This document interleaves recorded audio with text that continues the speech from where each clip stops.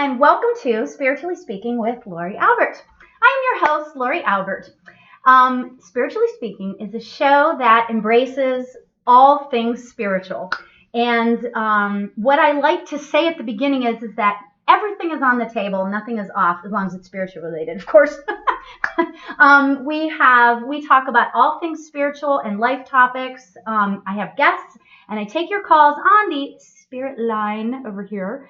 And I'd love for you to be part of the conversation for a reading, or if you you just have a question, or if you just want to be part of the conversation. So welcome to the show.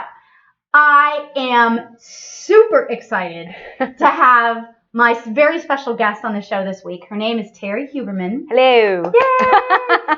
She is a intuitive coach, and she does everything. I'm telling you, this is going to be the funnest hour. It's going to go really fast, I have a feeling. Okay, so let me tell you about her. She comes from a family of intuitive women, and she learned that she was a medium when she, can you tell I'm reading it? Sorry. It's all good. She's getting the info correct, and that's what counts. Right? She started doing paranormal claims, investigating paranormal claims. Mm-hmm. She has studied extensively psychic work, mediumship, IET, guided meditations, Reiki, and the Akashic records. So she is like the full gamut, right?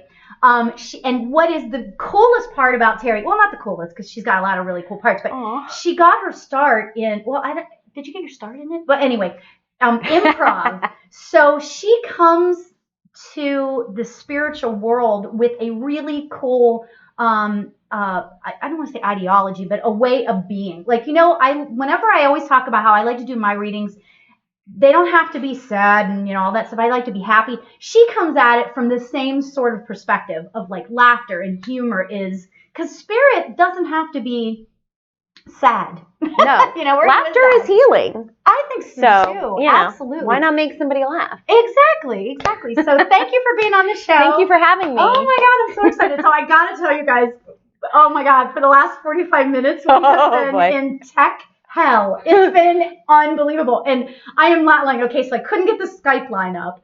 Okay, and so we're working fast and furious on that. And then the phone something started happening on the, something weird started happening on that. I don't even know what that was. But so all this really weird stuff started happening. And I got to tell you, 5 minutes before the show started, it all just came together. Because I'm like yelling at my spirit guides. I'm going, Kirk, come on, let's get this together. And Archangel Michael, please, come on, help us out here. So what we're going to do is tonight, I am going to interview my guest, and we're going to talk ghost stories. But I want you guys to be part of this show. The Skype line is working. Woo! We've only met a few times, and we're like spirit sisters or something. Well, because we're both fire signs. Yes, I think so. She's a Leo, and I'm an Aries, so we just like gel already, and it's like so much fun. I'm so glad I got to meet you. That was so great. So anyway, so feel free to call if you have a really good ghost or spirit story. So there you go. Yeah. So what I want to find out, and I know because I prepped my viewers and you a little bit. Okay. All clear. I want to know what it's like. What is really being a paranormal investigator? Very good. Okay, so it is coming, let's just get to the meat of it. It is really, what you're trying to do is actually debunk paranormal activity, not try and prove it. Yeah. You're trying to debunk it. So it's sort of like, I'm not likening a paranormal investigator to a doctor, but in medicine you rule out. Oh, right. That's how you get to, right? So you make a diagnosis and then you rule out what things could be. And that's what you're doing. You rule out claims that are going on. Okay. Because, oh my God, you know what? Wait, there's more. Okay, sorry. Oh my God, I am so sorry. I just realized I didn't have this on. I hope everybody can hear me. Anyway, so you try to debunk it. That's interesting because it's like the opposite. It's the total opposite of kind of like what we do when we do mediumship, because we're already sort of hoping or expecting spirit to kind of just show up, and then with full faith and surrender, except that it's there. When you come from paranormal investigation, you actually debunk it first. That's the best way to actually approach an investigation. Okay. And there are what's called natural reasons for high EMF. EMF is electromagnetic field. So it's electromagnetic. Yeah. So it's basically, you hear about like your auric field. That's the electromagnetic field of a human being. So every single thing has an EMF, has an electromagnetic field. Sure, that's logical. Yeah, because, like your glasses do, right? Because, physics proves that when you vibrate, or you're not vibrating, but when something is vibrating, it takes on a mass. So it vibrates at a certain energetic level so that it actually shows up to the human eye in a certain way. That's the mass of it, right? Okay. So every single thing, the iPhones, so what happens? Sure. Yeah. Right. So when someone says they have paranormal activity, well, there's a whole slew of questions that need to be asked, and then investigations that need to be done, and sometimes several times. Oh, really? Yeah. So you'll have a team that goes in and they'll investigate a certain location several times, and sometimes different times of the day. Right. Well, now I know that those paranormal investigative shows, they usually spend nights in different places. Yeah. So there's something called dead time, which is typically between 2 and 4 a.m. And if you notice, that's typically when spirit comes to visit as well. And that's because most people are sleeping, right? So their personal EMFs are they vibrate lower.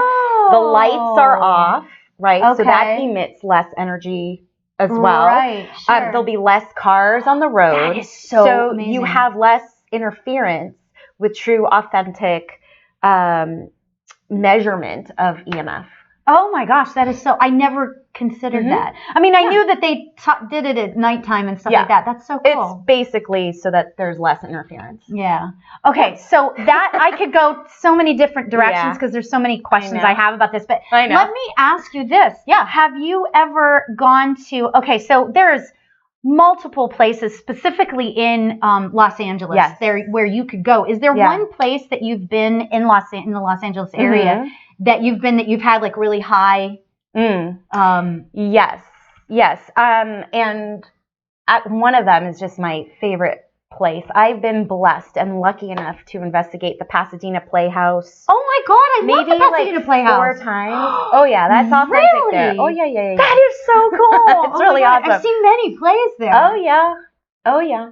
Well, a lot of theaters are haunted. Yes. Because you have so many emotions that go on, even if they're not real, but energetically. Yeah. They give off a certain EMF, right? So that keeps up high vibrations. Yeah. Okay. Even if it's depression, someone's acting out a scene and it's depression, it's still an energetic imprint that's left. Right. So that's often you'll find haunted places. I used to work at what used to be called the Hollywood Palace. Okay. Oh, yeah. K-Rock Nights. I used to. Oh, yeah. That's Richard when I worked there. I used to do the marketing. Oh, hello. Oh, yeah. It's like we're having a conversation. Hi. Forgot you're invited. There. Sorry.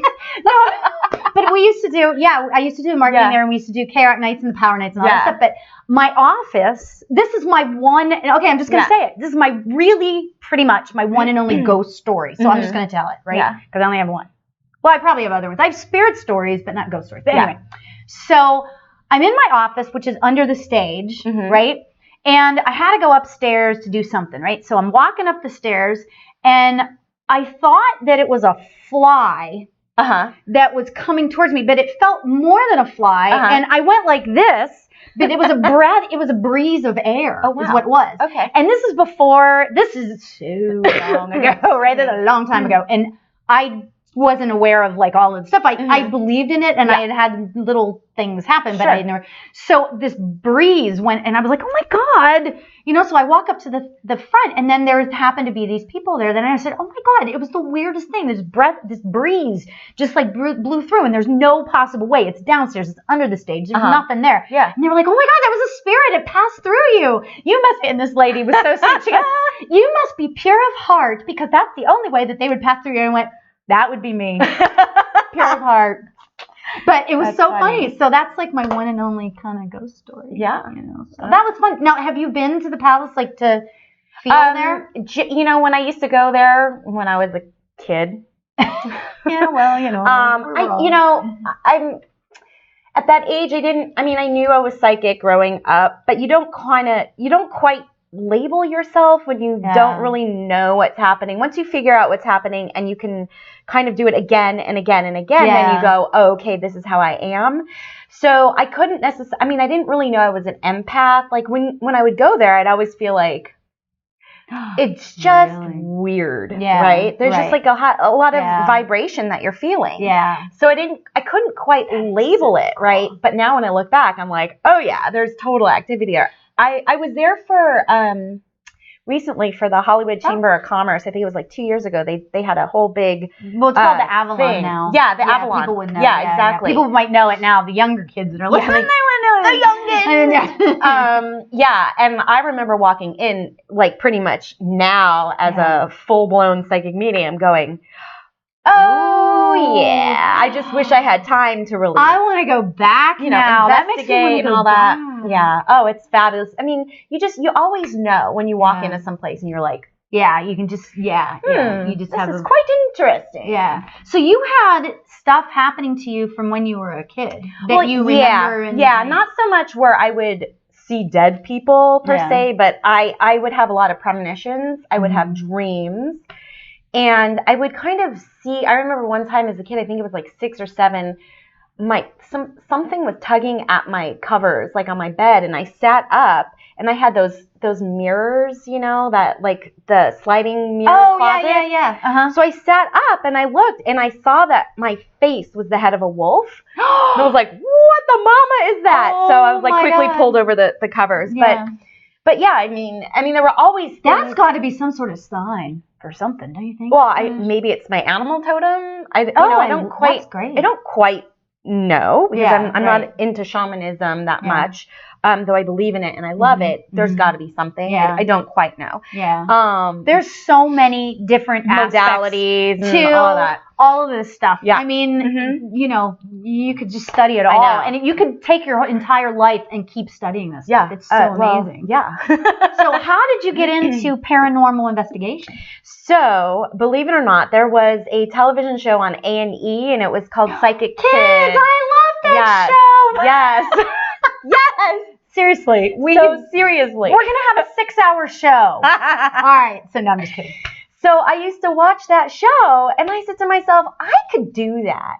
Yeah. I could totally do that. And then Chip Coffee. I love that man. Crush on him. Love that man. Yeah. Oh my gosh. Yeah. But what I loved is the fact that they had a psychotherapist. You had like the, medical Western kind of like thinking. And then you had Chip Coffee, who was the medium, the woo-woo. Yeah. Right. And then you'd have these kids that would go, that they had social issues. Yeah. And with their grades and all that stuff. And all that was wrong with them was that they were psychic and mediums and they didn't know how to deal with it and how to empower themselves. Yeah. So it's so tough. Oh my God. It's, And we're not taught that growing up. Yeah. We're not taught to teach our kids that either. Yeah.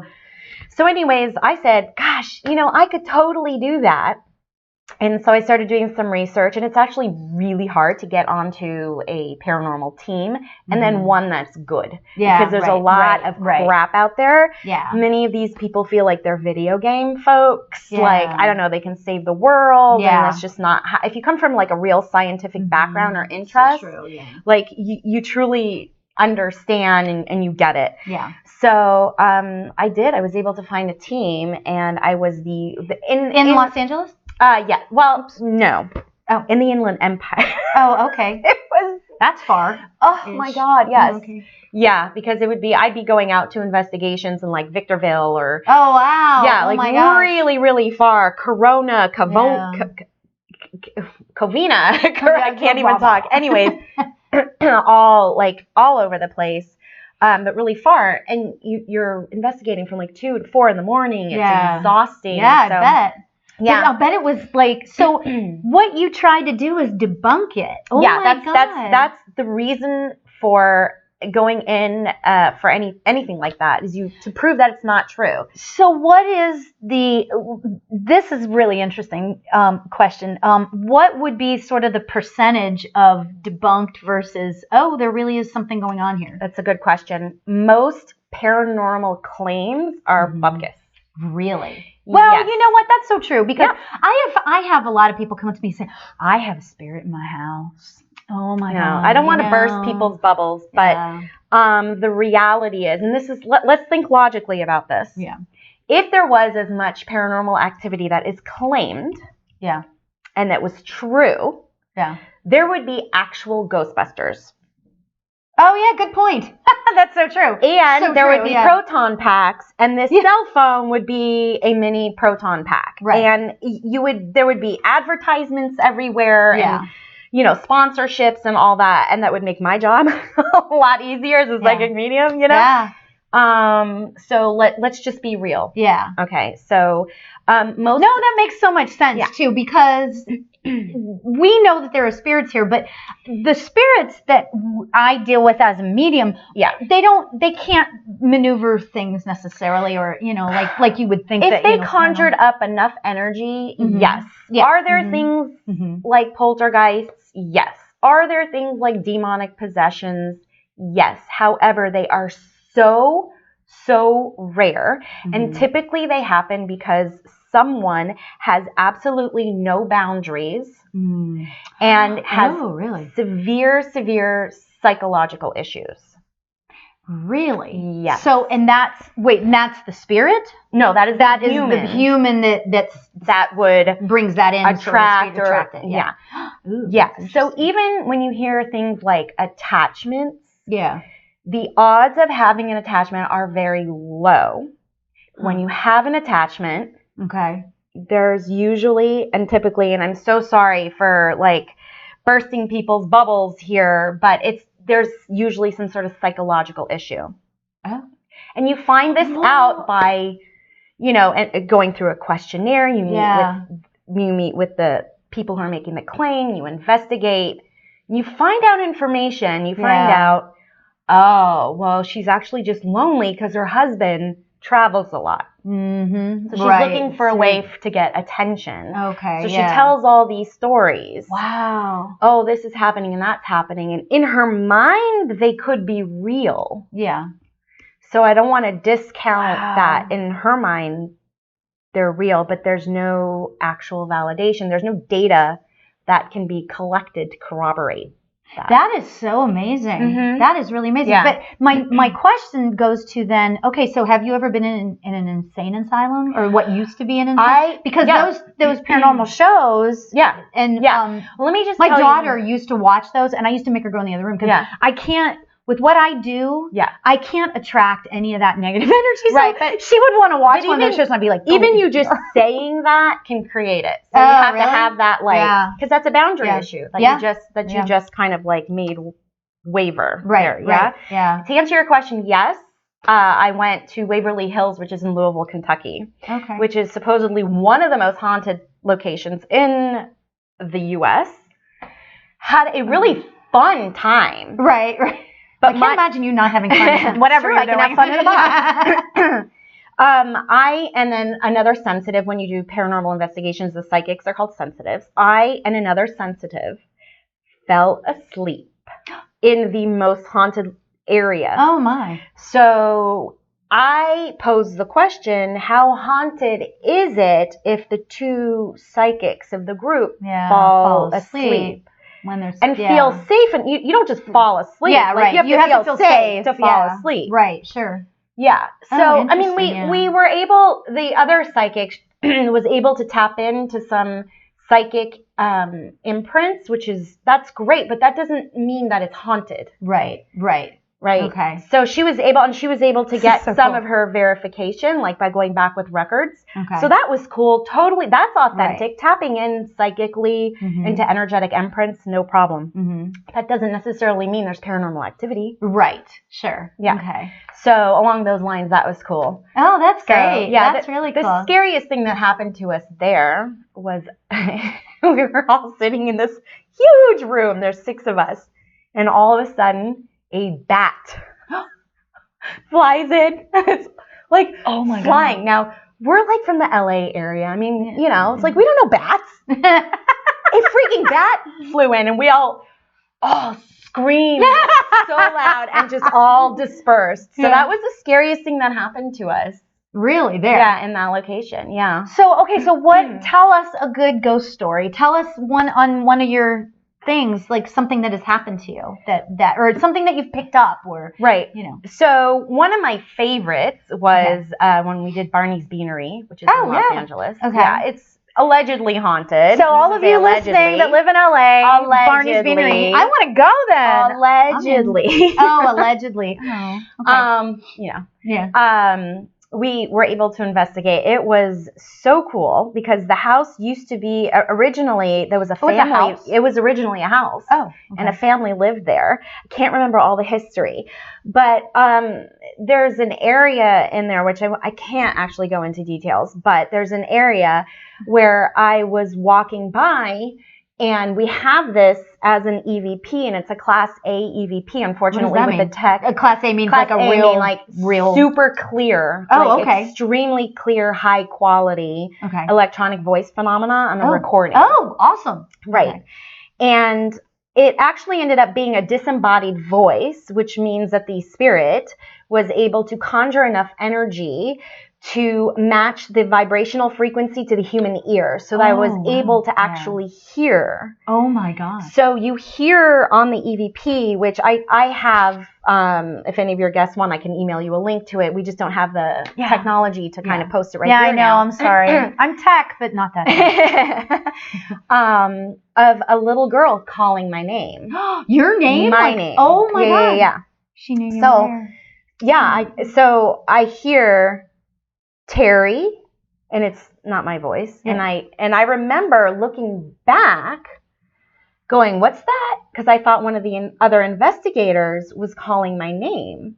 Oh, but then I went over to them and I'm like, did you guys call? What do you need from me? They're like, we didn't say anything. We don't need anything. So when we went back to review, what you do is you tag the time and location where you're at. So you can go just back to that. Mm-hmm. And you hear this little girl saying, Terrie? And then you hear me saying, what's that? Oh my God. It's really awesome. That is so cool. So awesome. I'm so grateful for that. Oh my God. Yeah, that's pretty cool. That's amazing. That's pretty cool. Found out later she was actually murdered there in that area. Now, at that time, did I know I was a medium? I don't think I knew I was a medium at that time, but that could be one of the reasons why I heard it. Right, because you were open, because and you were just very clear, and my God, that is so cool. Yeah, that's really cool. That was really cool. Oh wow. Yeah, that was nice. Yeah, I like that. And you know what? It's really interesting because I have some friends who hopefully are watching right now. Hi, friends. I have one friend. I have two friends. Hello, two friends in the world. But they have a. I'm just going to tell a story unless you guys want to call in. I hope they're watching. 818-835-5885. That's the spirit line. Call in with your ghost stories now. Yes, call in with your ghost stories. But so my friends have in their house that they moved into years ago. Yeah. There's this little girl that is there with them, and so every time I go over there, I sit and I talk to this little girl, and I realized that her name, like they didn't understand really what was going on, and they had all of this stuff going on, and I just would go in, and I realized she told me her name was Sarah. Mm-hmm. One time she was there with her grandmother, which I believed was her grandmother, and so I guess I do have ghost stories. Yay! Oh, yay! Okay, so,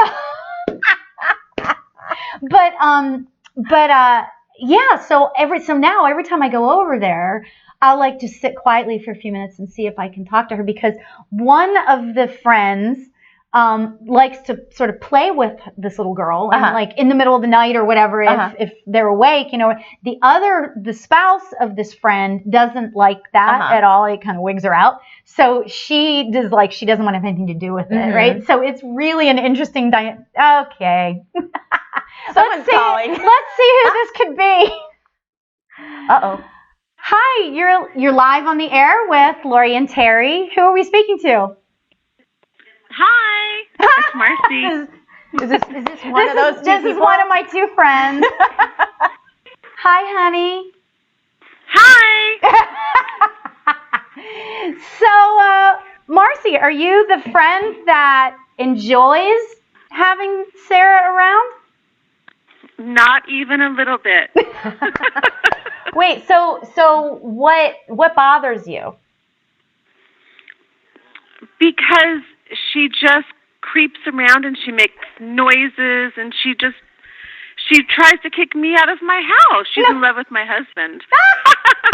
Wait, okay, so forgive me She's for... a yet little one. She's a child. She's only like 8, maybe 6 or 8. Okay, so forgive me for just a moment while I go into paranormal investigator mode versus medium mode, fine. but how do you know all of this information? I know that you're able to tap in mediumistically, but how are you able to have the story of it's a girl and... Well, I went in. They had Marcy, do you want to tell it or?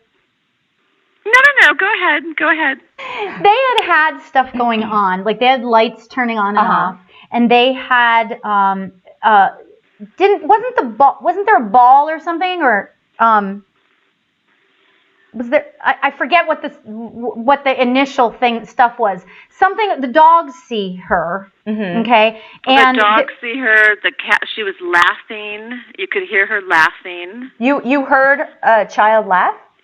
You could hear her laughing. Yeah. Yes, you could hear her laughing. That's like cool. She was playing ball. Okay. And you could hear her laughing. Yes. Yeah. Okay. So they were playing ball. So I went over there and I just sat really quietly and I got to sort of tap into her. Mm-hmm.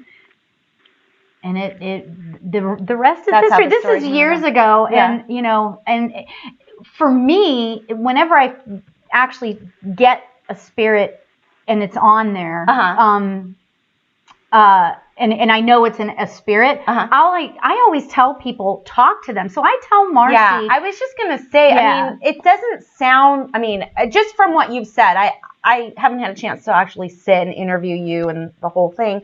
But it just sounds like it's more annoying versus actually dangerous. Does that make sense to you? Yeah, I don't think it's dangerous. It is annoying, correct? Yeah. Very annoying. She thinks it's annoying. Yeah. Her husband, on the other hand, loves it. Loves her, yes. Loves her. Okay.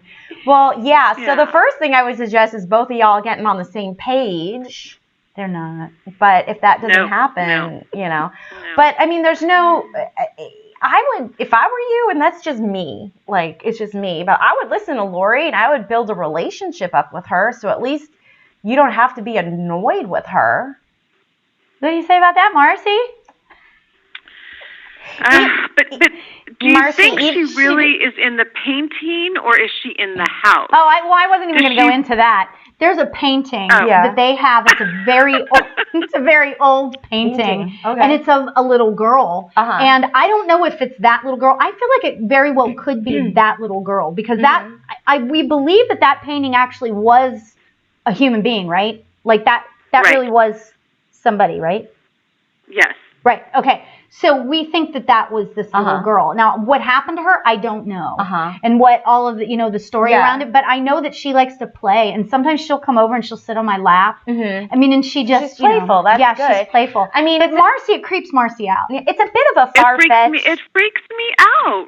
Well, no, that's totally understandable. That's totally valid. Right. Let me validate you on that. It's a bit of a far stretch to make an assumption that little girl from the painting is, and that's just based on this conversation. Granted, again, there's a whole process you go through. Yeah, she'd have to. Yeah, I mean, this is, check out the, location possibly several times, blah, blah, blah. But, I mean, what if you, I mean, it's annoying enough for you to possibly, just try on like a coat. You don't like it, take it off. But, just kind of have a conversation with this girl whose name is... I call her Sarah. We call her Sarah. Okay.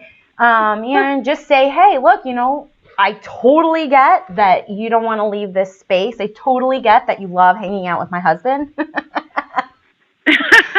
But when it comes to me, may I ask you a favor? And that's, can you stop waking me up? Can you stop blah, blah, blah? Because what you're doing is you're setting a boundary. And this is what I tell all the, because I teach psychic classes and as well. And I always tell people you have to set boundaries and you treat those the deceased in the spirit world the same as you treat the living. Yeah. So like if one of your friends is going to call you at 3 a.m., you're going to pick up the phone and you're going to be annoyed. Like, you'll be annoyed and be like, can you just call me back at 7? Thanks. So, you set a boundary. So I'll go over there and, if Marcy, you got to remember, leave Marcy alone now. You can play with Dan. Dan doesn't mind if you play, but if you need to leave Marcy alone. So that's what it needs to be you speaking. You need to be the one to set the boundary. Lori's doing it. Okay. But, she's obviously playful and possibly a wee bit mischievous. Yeah. And so, your best bet would just be to say, look, sister. You're more than welcome to stay, but please respect my wishes. So, yeah. So, I'll try that. Thank you. I'm sorry I outed you, or I hope you're not irritated with me for outing you. No, of course not. We love you. We love you. You guys have a good night. No, but it's such a fun situation. I love going over to their house because I get to play with Sarah. Oh, it's so much fun. You can come over anytime, honey. Oh, that's so sweet. She really is your friend. All right, have a good night, guys. Right, thanks. Thanks, Marcy. Bye. Bye. That's cute. Yeah. And you know what? The cool thing is that, when I was a kid, I was raised Catholic, and you just didn't go there. And it was like, it was all wrong, and it was all negative and all of Satan and the whole thing, right? But you know what? I love that now it can be fun. It's fun for me now, and it's like, they're not like, I've only had one experience with a negative spirit. Sure. And Archangel Michael came in, and this was a split second negative situation. Sure. And it just went in. Yeah. It came in and went out because Archangel Michael is always with me, and he's like my big protector, right? Mm-hmm. So it was really interesting, So show everybody. I want her to show you the EVP. What do you call it? This is a Mel meter. Oh my God! It's a little fly. The fly likes it. This is a Mel meter. It's Mel meter. Mel meter. The guy, I can't remember his name, but the guy who created it, he took a K2 meter, which what's a K2 meter? Measures electromagnetic fields. Oh, okay. And he married that with a thermometer to take temperature. So what this device does is that's interesting. Sorry. What this device does is it measures electromagnetic fields and temperature. So what you're looking for is, you go around the location, you get your baseline, you write down what phase of the moon you're in. Really? Oh, yeah, this is serious stuff. Well, I mean, I get that it's serious, but I didn't realize that had anything to do with it. It makes sense, though, because the energy around the moon and around the planet and all of that. That makes complete sense. What about? But I've never heard that before. The topography of the land too, or their breezes or their winds. Oh wow. Wow. Yeah. So you take your baseline, and you're looking for anomalies or inconsistencies. There's going to be. We're killing the fly murderer. So that's what this device does. Is it measures electromagnetic fields. Now I don't know. You guys can't see it. Right now it's at 00. It's at 80.3. 80. What's that mean? That was the temperature. 80.3 is the temperature. 80.3. Oh, we have the lights on. It's hot. Yeah, it's a little warm in here. Sorry. But that kind of will fluctuate, and that's fine. Like, now it says 78. I know. It's because depends on where you put it. Yeah. So you get a baseline in every location, and you get a baseline a couple times. Then you do things like have EVP sessions where you invite spirit to come through to see if there is any activity where people are claiming. And typically what can happen is you'll find that there'll be a change or a discrepancy in the EMF. And lights will go off. Let's see if we can. So it does react though to phones and the computer and all that stuff. It's not going to react right now, of course, because we're doing it on. Well, should we ask a spirit to come in? Well, we can do that, but here's my hesitation is that we haven't done a proper baseline. Here's the thing. Okay, that's fine. This is a side of me you may not know. I am a medium, but I am always in debunk mode before I'm ever in medium mode. Always in debunk mode. Always. Always, yeah. But that's good because then that makes you get more validations and stuff. Actually, that's great. The only reason or the only thing that keeps me hooked in to mediumship is the validation. If I got no validation that I was correct at all, I would be so out. Yeah, that's where I come from. Even though, so, you know what? I know that you guys, I have to tell you, she's the type of person that you would want to go to as a psychic or a medium because she's gonna be probably more first. You're gonna be more skeptical than anybody else. I am probably the most. I don't know if you can see that. The colors. The colors are going. EMF, right? Oh, that's from your phone. Yeah, that's from my phone. That's just showing.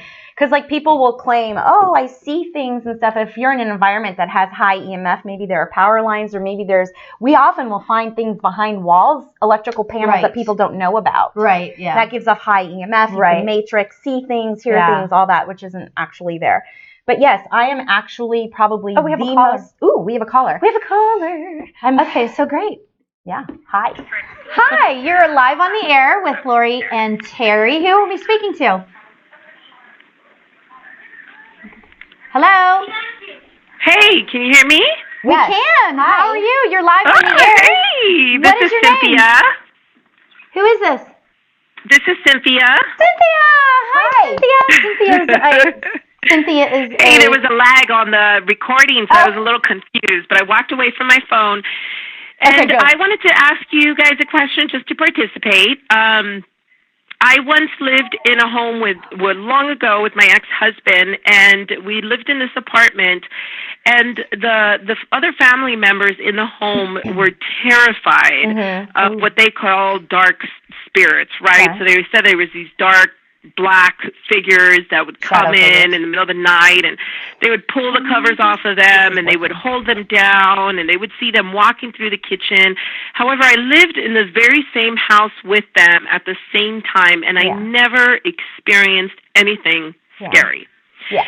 So now I feel like what they said was very valid, but I never had an experience with it. So what do you guys, how could you explain that? So this is how I would explain it. Take it for what it's worth.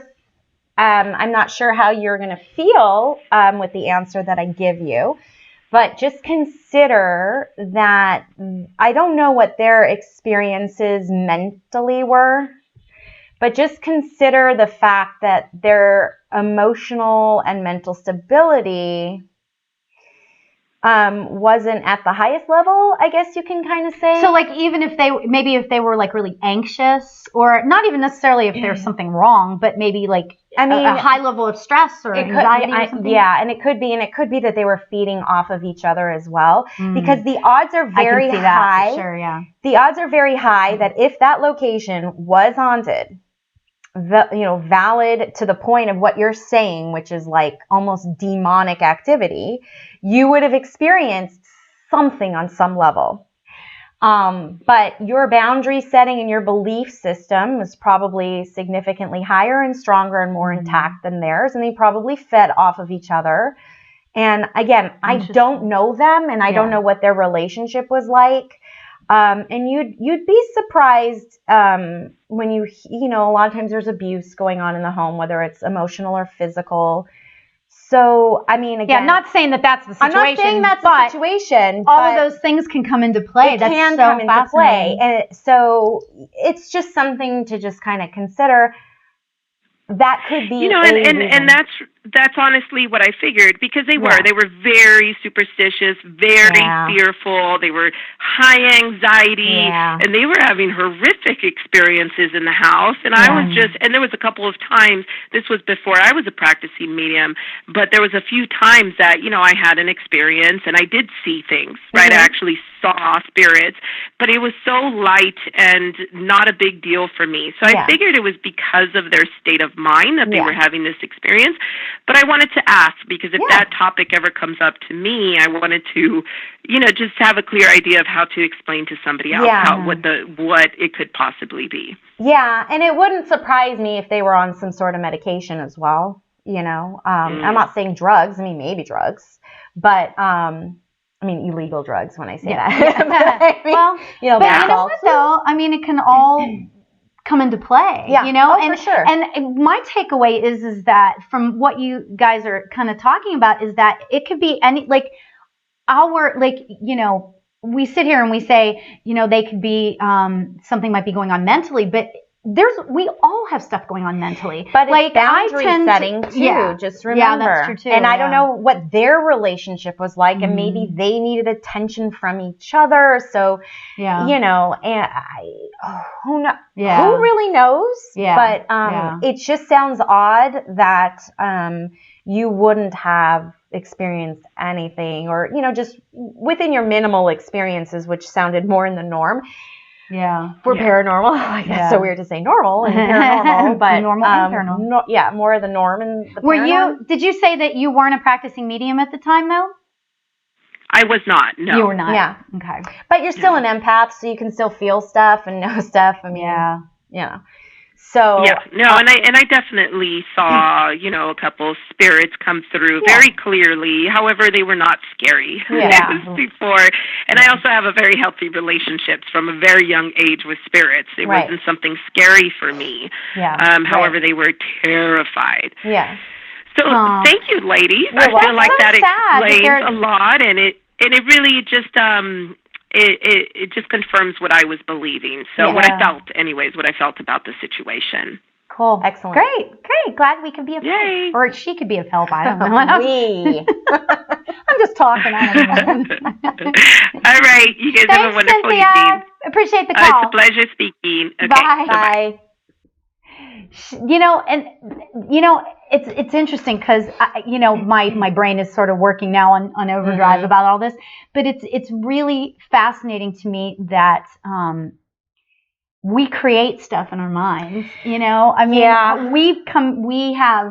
Well, there's something called matrixing, which means you will see things or hear things. If you stare at something long enough, you can create that, right? Mm-hmm. If you hear something over and over and over again, you can in your mind's ear create what you want to hear, what you want to see. Yeah. And I think the biggest example of that would be these supposed orbs, which are like such a thorn in my side. Probably my biggest pet peeve are when people claim that there are orbs. Yeah.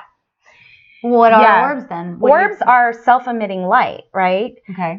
But a true orb will have intelligence to it, and a true orb will, and I'm not saying that not all orbs that we hear about are not orbs. Does that make sense? Not all hairs are not orbs, but too many are being called orbs, especially if they're being if pictures are being taken on a digital camera. Digital cameras are so well made that they are reflecting light off of things. Yeah, okay, that makes sense. Yeah. So often. And so things like moisture in the air, strands of hair, skin flakes, dust. They're showing up as orbs. And people are reading them as orbs. And if you stare at it long enough, someone will say, oh, that's my grandfather in this orb.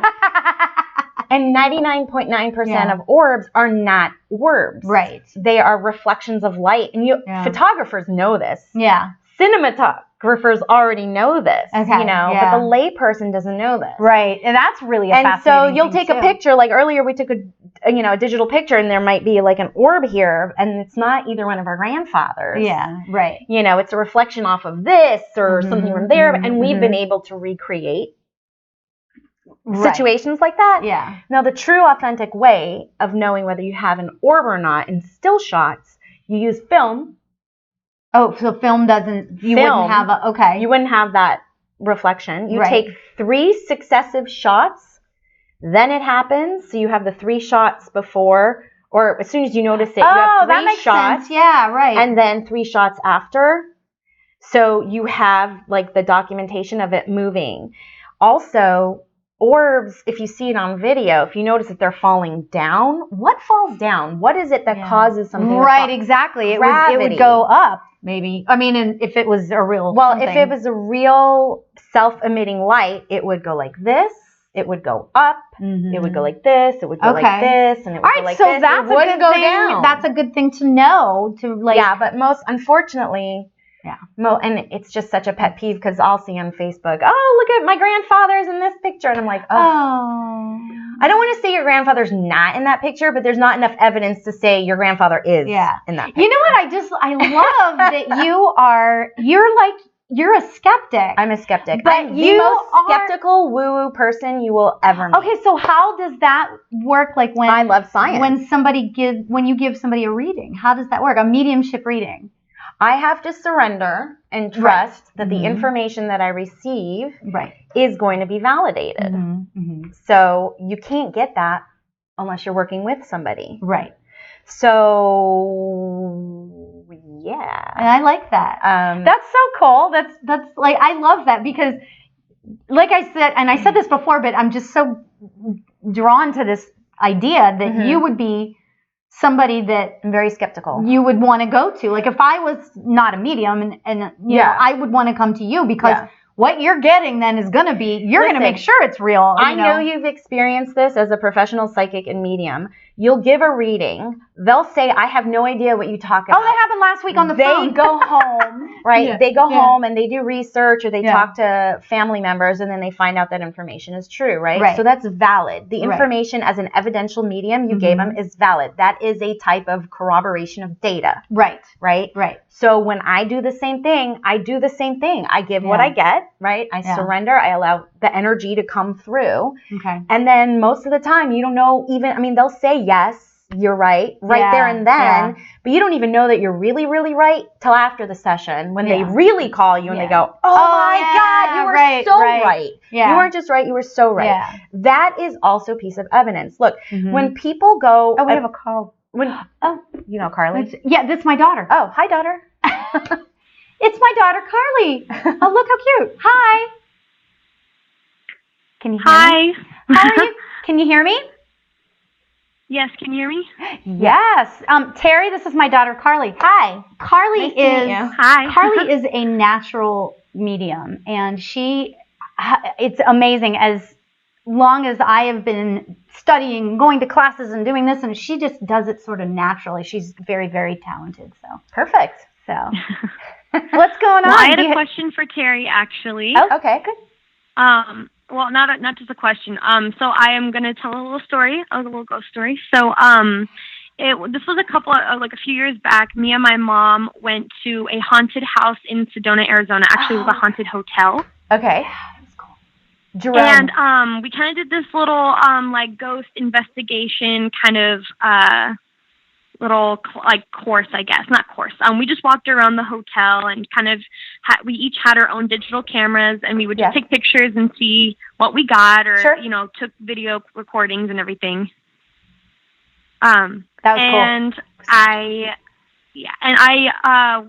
cool. We were taking pictures and this one guy caught a whole bunch of mist on the very bottom, like towards the floor. It wasn't like raised or like in a in a body form or anything. It was just mist on the floor, and I saw him take the picture. There was no mist on the floor at all, but it was definitely prevalent in the picture, and he took another one, and it wasn't there at all. I was just wondering if there was any explanation to that at all. So that sounds like it could be a type of ectoplasm if it's valid. And again, just having this conversation, I can't just say, yes, for sure, that's what it was, because you need to have successive... But you do have a professional opinion. Right. Well, so what exactly? So what happens is that you would have to take, several pictures of this mist or ectoplasm there and then gone. And then, for true data. But there is something called personal experience that should not be discounted at all. It's the computer. I know, but it keeps going. Her little thing keeps going off. All right, I'm just gonna put it here. She's looking at it I'm like, it keeps the going computer's off. working. All right. There is something that we shouldn't discount. It's at 0.1. Oh, well, it was at 0.8. If we get to a 2, let me know. Okay, all right. Keep an eye on it. Yeah, so but we can't discount personal experience, because personal experience is very, very real. Okay, but it's real to you. Mm-hmm. You can't necessarily validate it or prove it unless you can recreate it over and over and over again. Okay. But you know, what I would do is I would call that experience, just based on our conversation, I would call that a personal experience, because you guys were there, right? With your human eyes, you didn't see a mist.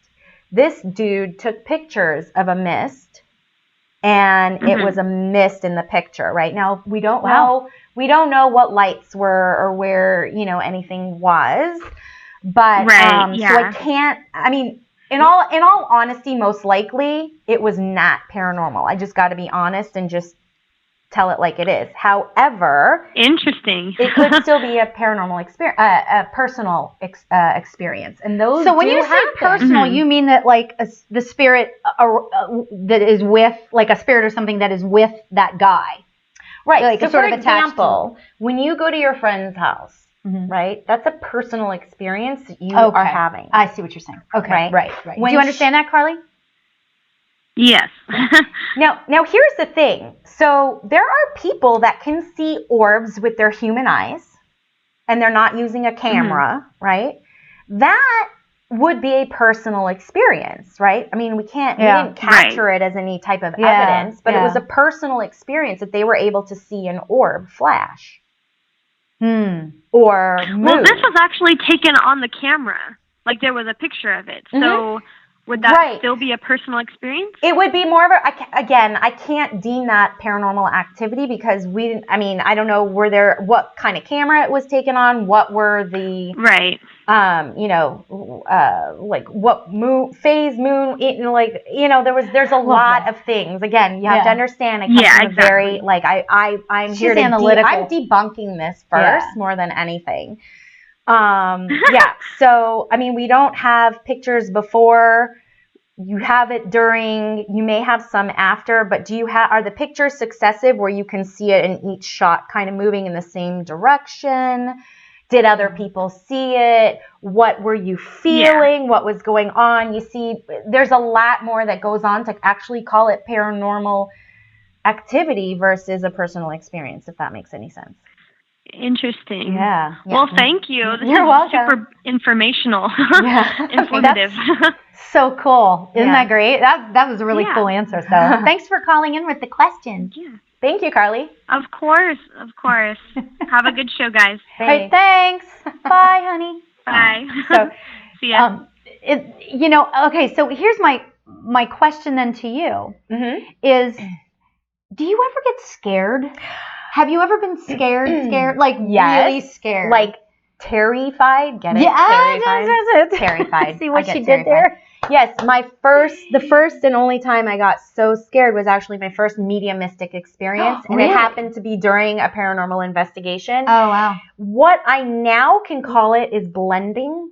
But I didn't know, so like because channeling. I wasn't that was my mediumistic opening. Oh, wow. Aww. So, and it was like, I'm with people who don't know what's going on. Yeah. I'm like in West Covina. I got to like drive. I have to like, I'm physically drained. Oh I have to like, oh my God, it's like 3:30 in the morning. It's like, oh my God. Yes, I was terrified. I was hyperventilating. I was rocking back and forth. What else? Crying all while saying, God. I'm sorry. Because I didn't know what to do. You didn't know. That was my mediumistic moment, and spirit came inside of me.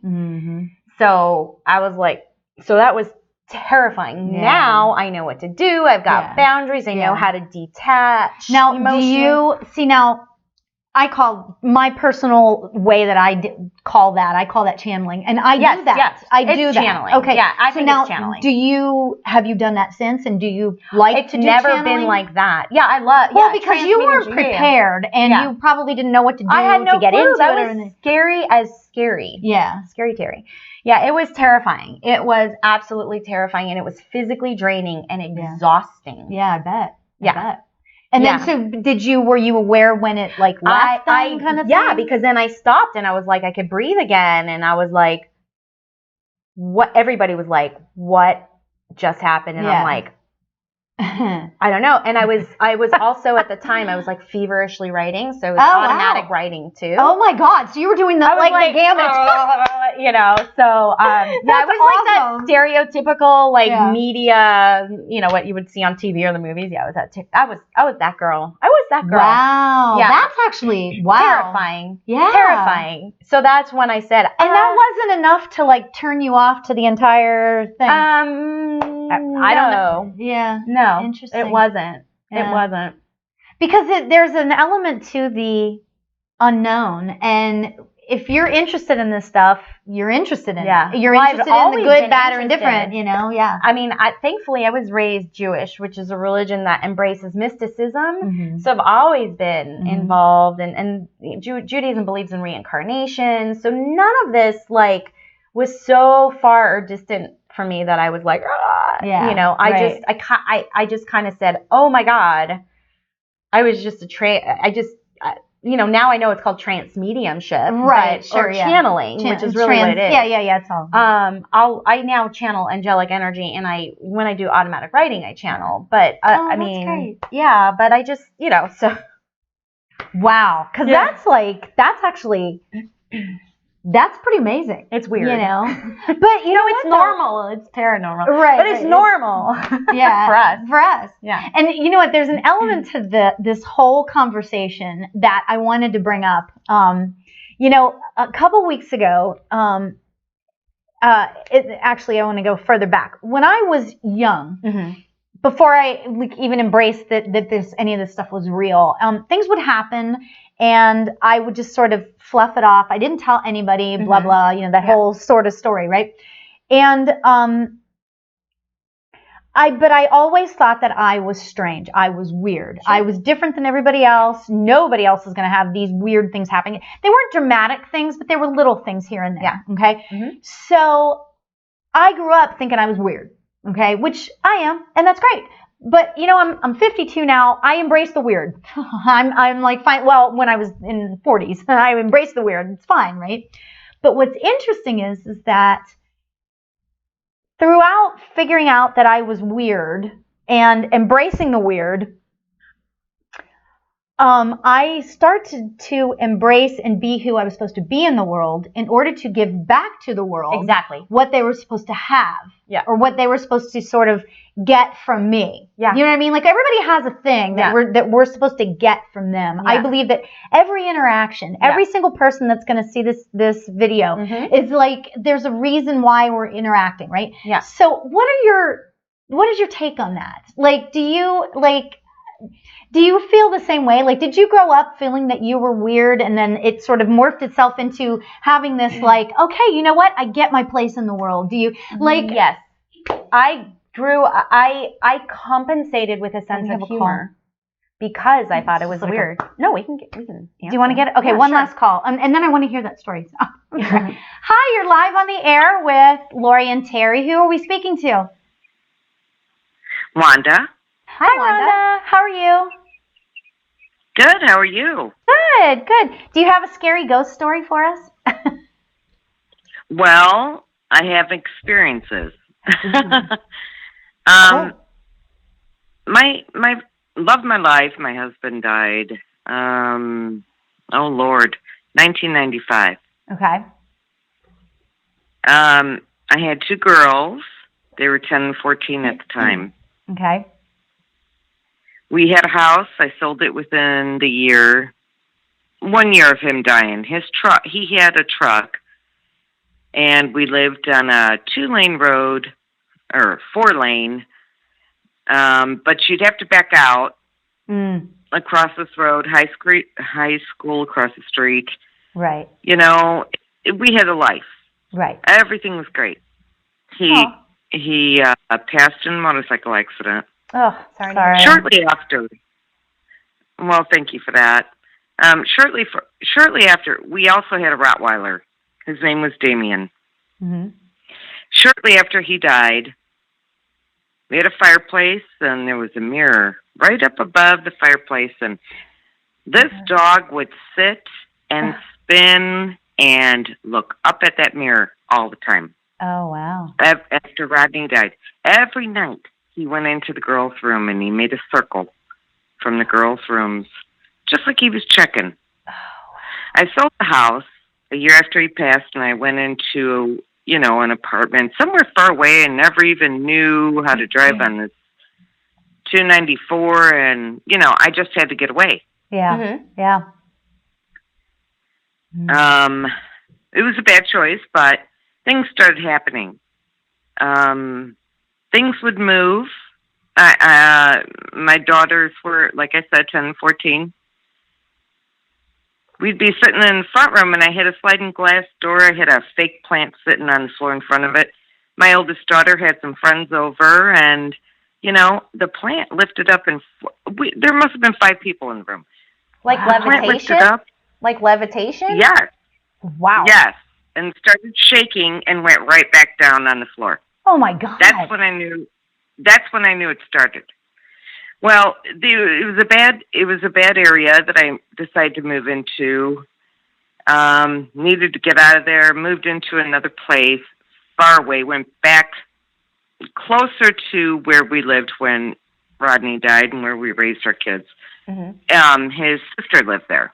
Okay. Small little town. One street light town. Found a beautiful place, apartment.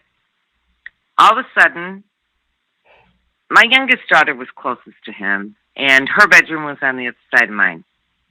All of a sudden, her TV would go on in the middle of the night, and I would get up because I'd hear the noise and get ready to yell at her saying, I've got to work in the morning, and go in there, and she's sound asleep. The TV is going 240. The remote's nowhere near her. Oh, wow. I'd go in there ready to be upset. Lights would go on and off.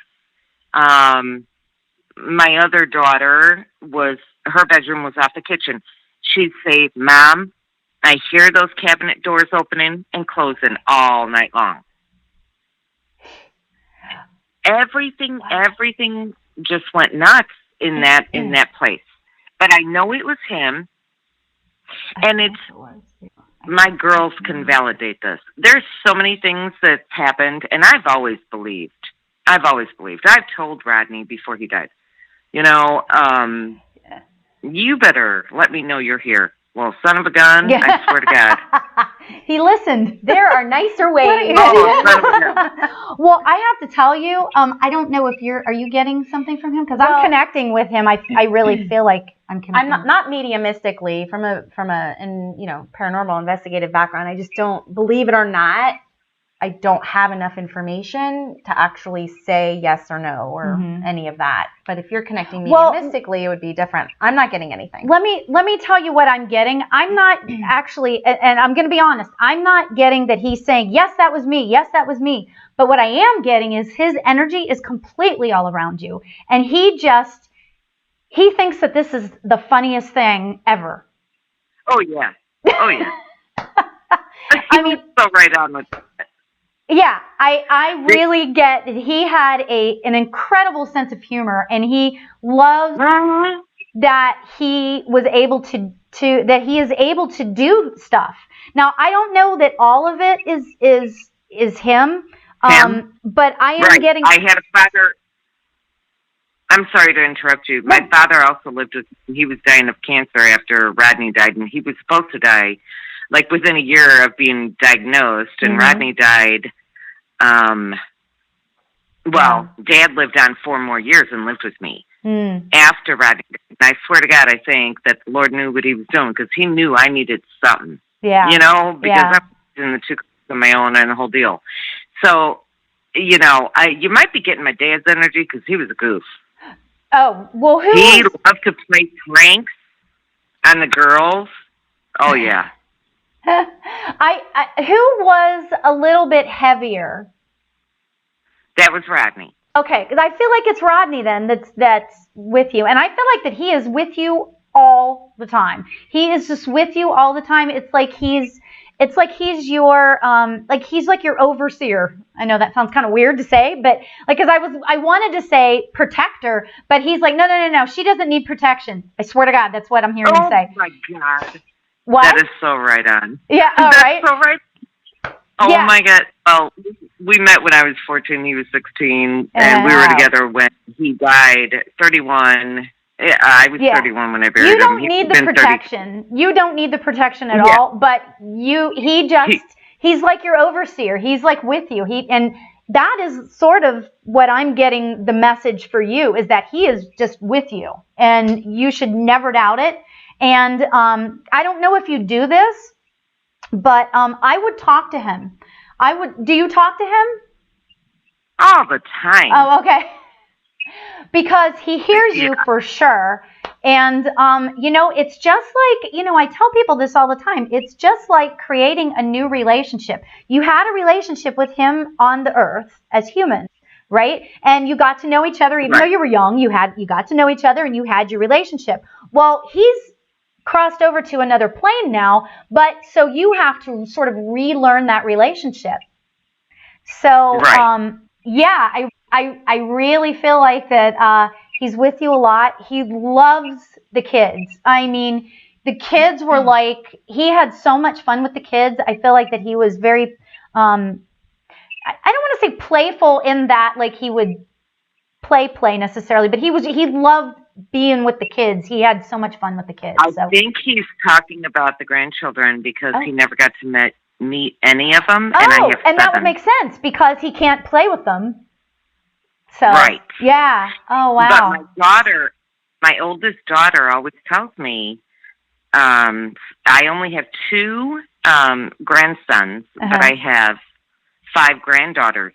And I always wanted a son. We always wanted a son. And we had 2 girls. So my oldest daughter always tells me, I see a man. I see a big man, and he's always smiling in my room. Yeah. Aw. That's sweet. That's great. That's so fantastic. Oh, my gosh. Well, I have to cut us short because we are way, way over time. And I'm so sorry. But please, so sorry. Please feel free to call back, and I would love to give you a more extensive reading and stuff. It'd be fun. All right. I sure will. Thanks I love so much Thank for the you. call. Appreciate it. You're Have welcome. a great night. You too. Bye-bye. Bye.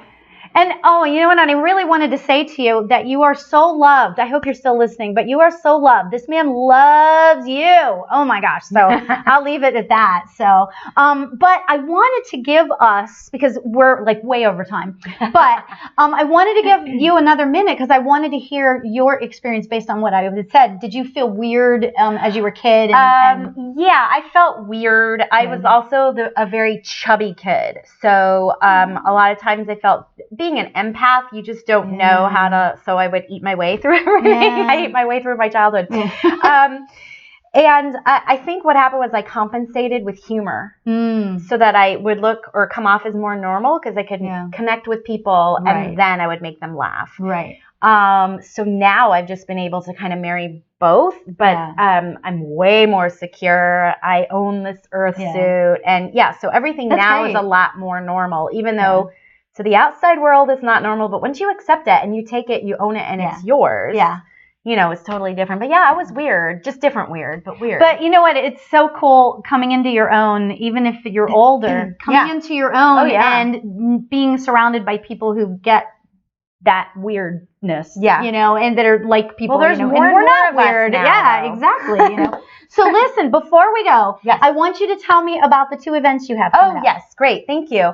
So October 28th, I will be doing a group reading at Liberate Hollywood, which is in Hollywood. It's from 1 to 2:30 p.m. That's $40 a person. Right? That's Sunday? Saturday. 28th. Saturday, October 28th. Okay. You can go on the Liberate Hollywood website and register there. And then there is another event that I'm doing at the Ventura Spiritual Center on October 29th. I'm working with 2 other fabulous mediums, Karen Anderson and Rosa Raya. And we are doing a fundraiser to raise money for folks who were in the hurricane from like Puerto Rico and Florida. So we have a direct Oh, that's great. We have a direct contact there. If you're in the Los Angeles area, the 28th and the 29th, I'm going to put those on my Facebook page. Thank you. So, and we're going to, I'll make sure that you guys know about it if you want to check that out. October 28th, because if this is on video. Yeah, and October 29th. And these are mediumship demonstrations and readings, just so you know that. It's mediumship. Mediumship. Not ghost hunting. No, it's mediumship. Yeah, not ghost hunting. No. So I wanted to do this particular show about ghost stories because we're so close to Halloween and stuff. Yeah. But I'm going to have Terrie back for sure, and we're going to talk about you just have done so much. Oh. So there's so many things that we could just keep talking. Yeah. Like I said, we could really have done a 6-hour show. We could have kept going.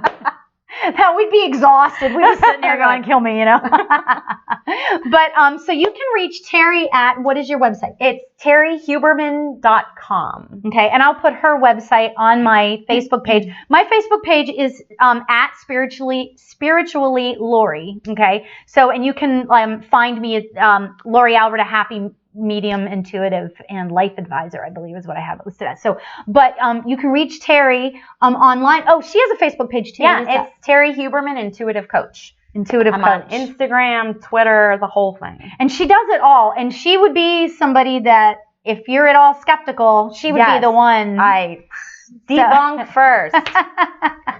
So thank you guys so much for joining us today. It was so much fun, and this hour just flew by. And thank you so much for joining us. And next week I've got the Tattooed Spirit coming on, and I'm telling you, you want to be here with this guy. He's got a lot of stuff going on. It's going to be a fantastic show. So we're going to be talking about law of attraction and tarot and all kinds of fun stuff. So join me next week, every Tuesday at 5 o'clock. You can check out my YouTube channel if you want to rewatch this at Lauri Albert. So there you go. So I wish everyone to have a fantastic evening and stay happy, everybody. Thank you for joining me. Good night. And have a great night. Take care. Bye. Thank you for watching Spiritually Speaking with Lauri Albert.